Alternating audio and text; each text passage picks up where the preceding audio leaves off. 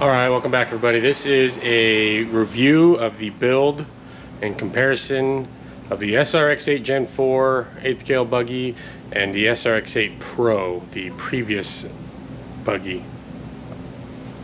Alright, I'm going to just cover some of the electronics real quick. So, MyLapse transponder. This is a Sanwa PGS XB2 SXR servo, and then the PGS CS SXR servo. So like this is the real fancy nice one, and then their next in line servo. I'm running a Samurai SO3 engine with the Samurai pipe and combo. Essentially this was the SO3 version, which was equivalent to the OS B2103 Nitro engine, and this is the SRX8 buggy. I took these electronics, the both servos, the receiver battery, transponder, and receiver engine pipe combo, everything out of my previous buggy. So the electronics are the same, battery's the same, engine pipe's the same power, nothing's changed. I didn't change a tune-up or anything. So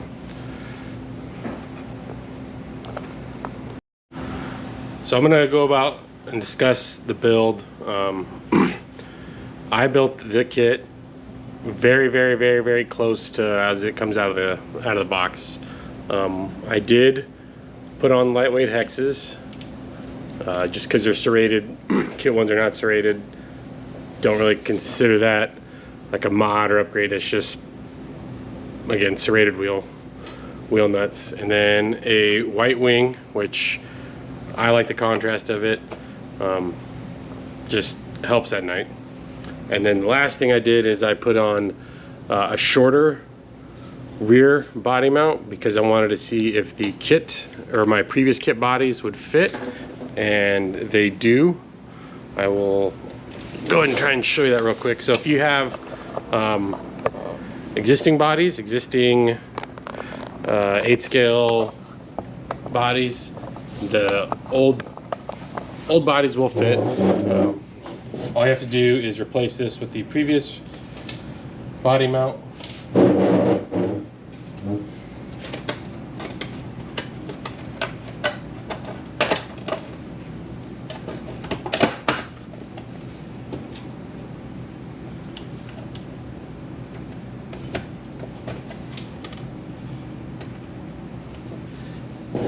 So if you have an existing body, it will fit. Yeah, you're gonna have to adjust where the exhaust is, but I mean, that already had that's the same hole for the carburetor needles before. Body's the same spot, tank opening's the same spot, body mounts are the same spot. So your previous bodies will fit, and all you got to do is use this mount instead of the tall mount. So if you have built any of these Serpent kits, 8 scale off-road, in the last 4 or 5 years, this build should be very familiar. Everything is almost exactly the same. All the important parts are, and frequent parts are the same. So the turnbuckles are the same, shock tower is the same, shock caps are the same, the arms are the same. I think the spindles are the same, bumpers are the same. The kit goes together very familiar. There's no challenges in it. Again, the manual, the digital manual is very excellent. You could zoom in, go forward, go back. It's a really good manual. It's very familiar. So stuff like the ball studs for the steering, those are the same. Even the arm posts, the steering verticals are the same. The uprights are the same. So if you have certain upgrades from the previous buggy, they'll fit. If you have the aluminum uprights, they're the same, they will fit. If you have the carbon fiber top deck right here, those are the same, that'll fit. If you have shocks that you like, the old shocks will fit on here just fine. The difference right now is the cartridge assembly at the bottom is new. It is It is much easier to assemble. Whether or not it stays as leak free and holds up as well as the previous clip version, that's unknown. Don't have enough time with the buggy yet, but it's very similar. Arms are the same. I'll say that the C hub, the A, B, C, and D pivots, sorry, those are an improvement. Much easier. You don't have to be digging through your bags of pills to figure out, oh, I'm working on the B block, I need to have these certain pills, and convert it. It uses the square design with the holes in different positions to adjust your toe, to adjust your anti-squat in the back or your kick up in the front, your track width. You can space out the pivots so your arms are further apart or further in or closer in. So that part is an improvement. Sway bar mounting is the exact same. Sway bars are the same dimensions. So if you have the previous buggy and you have sway bars that you like and you have a setup that you like, it will likely convert to this buggy. It'll be very, very similar. Putting everything together, putting the hubs together, very familiar, very simple. Same thing with the clutch bell, clutch system, 4-shoe clutch, very simple. The diff cases are the same, very simple, very easy to build. Arms are the same, drive shafts are the same. I do want to try the DJC. I think they're like a double universal out back and out front. I do want to try those axles. I do have the lightweight hexes and stub axles that I want to try, but I've only been up and down the street, haven't been to the track, so I want to try it before I go and put any of the other older parts on this buggy, or upgrade to the new axles. So again, if you've built the Serpent before, it's very, very similar. The air filter and hose is the same. Front servo, or the steering servo, is the same. The throttle servo is in a new position. Building them and setting these up, very similar, not too hard. It is you do have to shim it and adjust it, and do the inserts that go in there. That's a little bit of a challenge, but it's very, very easy. It's just different from the previous version. There's a bunch of hype on the new diff, or the new center diff installation. I will say that if you are the kind of person that does a ton of maintenance, you're always into the center diff, then I would recommend getting another set of holders, because the top half comes out, but this bottom half, where these 4 screws are, the 2 parts that are in the bottom, don't. You're going to be driving screws in and out, and likely they're going to get stripped out. Your screwdriver will be torqued too high, and you'll lose one of those, and then you're tearing it down, trying to go back into it. So this is one thing I noticed, is that the anodizing between the shock caps and the bodies are different. These are the older shock caps, same shock caps that have been around for I think like 10-15 years. They work, nothing wrong with them. Just the anodizing is a little different from the cap to the bodies. That's the same on the front and the rear. You can kind of see it there. Rest of the car, very, very simple. Drivetrain is literally the exact same diffs, same couplings to hold the front and rears together. So, same spindles, same Ackerman arms. The linkages are the same.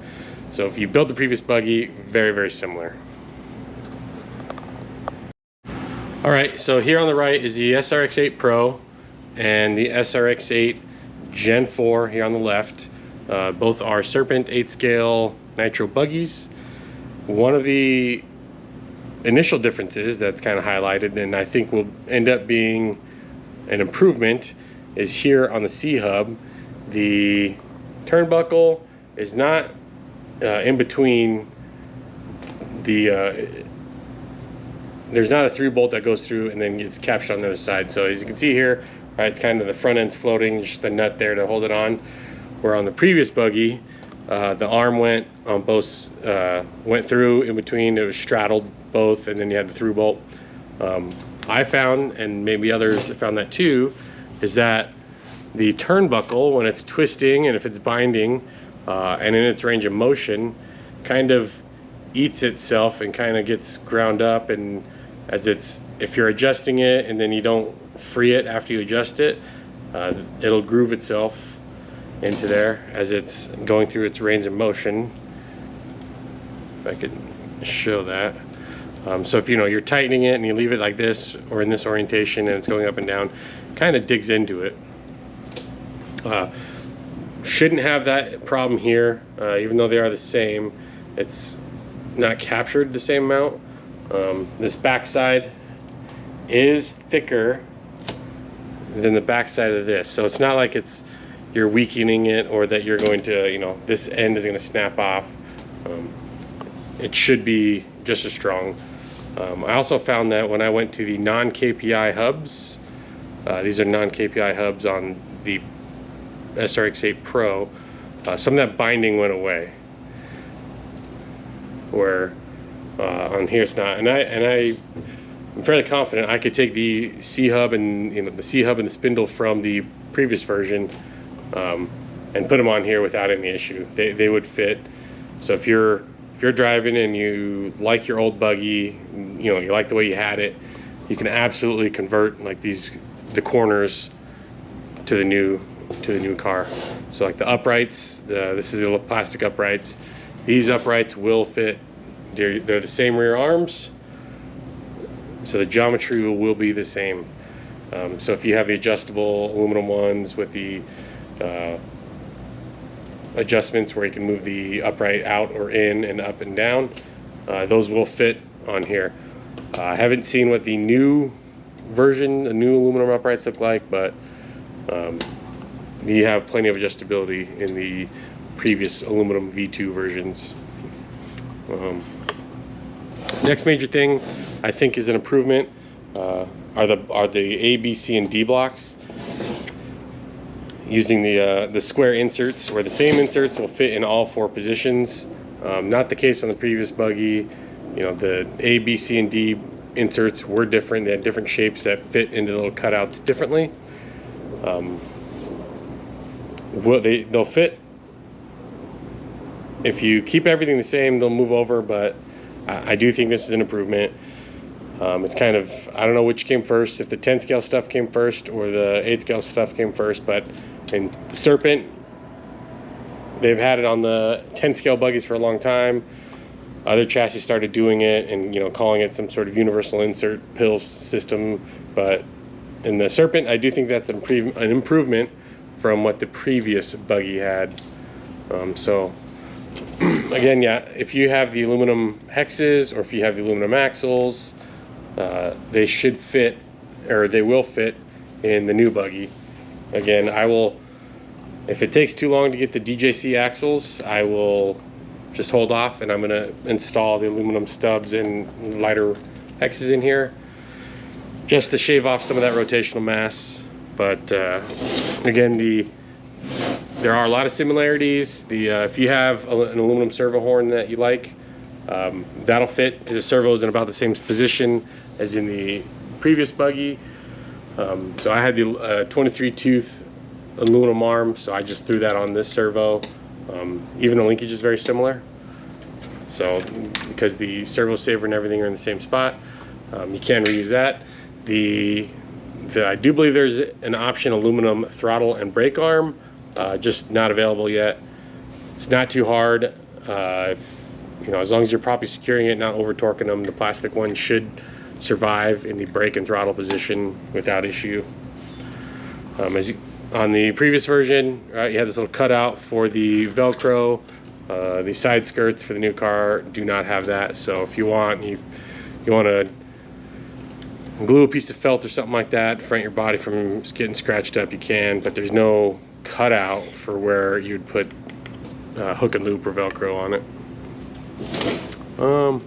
Bottom steel insert, I think that's great. I have that on the Truggies, E-Truggy, and regular Truggy, and on the E-Buggy. I just never got around to getting a Nitro Buggy chassis for it. Those are great. extend your chassis life by a long time by having that. You're not blowing out those screws, you're not wearing down your droop screw corners right there or at the top, mostly in the back because you have that steel plate. Sway bars are the same. Try those. Again, if you have a setup, it should work. The clutch, 4-shoe clutch is the same. The center differential is the same. The rear differential is the same. Front differential is the same. Like the O-rings, everything is the same build. So if you've built an 8 scale Serpent, then they're going to be very, very similar. If you're on the fence about getting the new buggy, I would say, you know, if you can, you should, just because of parts availability, chassis.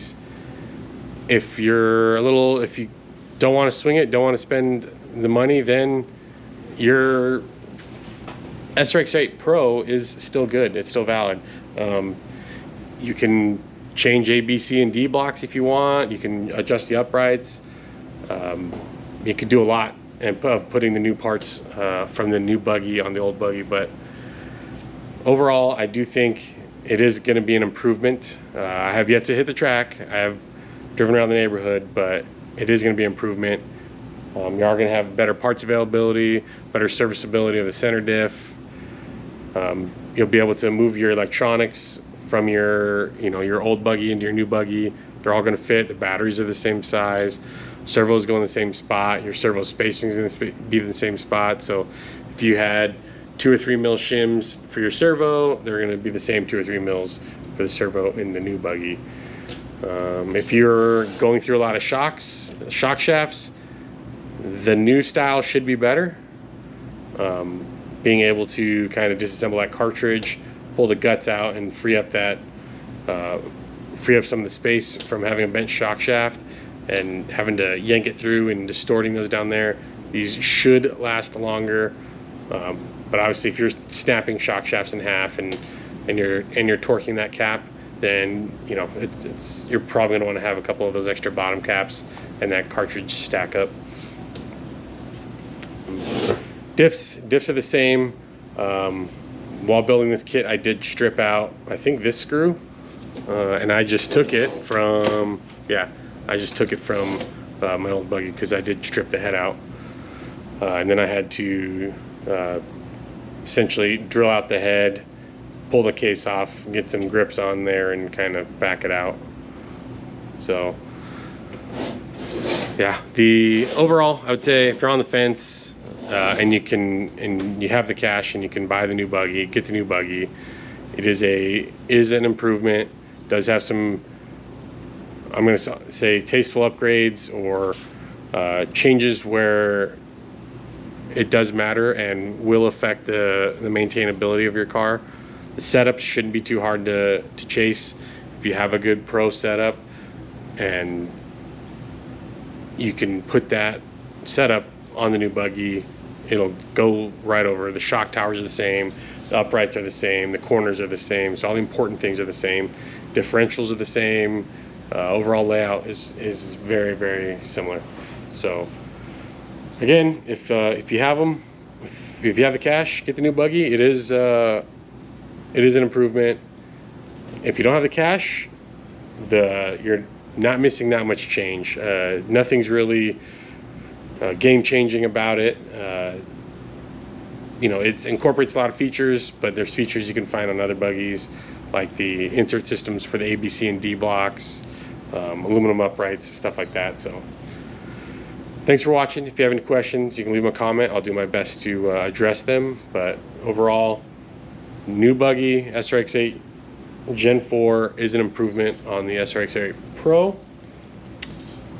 But again, a lot of people have been running the Pro for so long. They've done other upgrades. They've done, you know, MIP pistons or Techno pistons. They've gone to the Evo C hubs that are non-KPI, which I've done. But I do think the new buggy will be, you know, on par, and folks should be able to get up to speed just as quickly as with their previous buggy. Thanks for watching.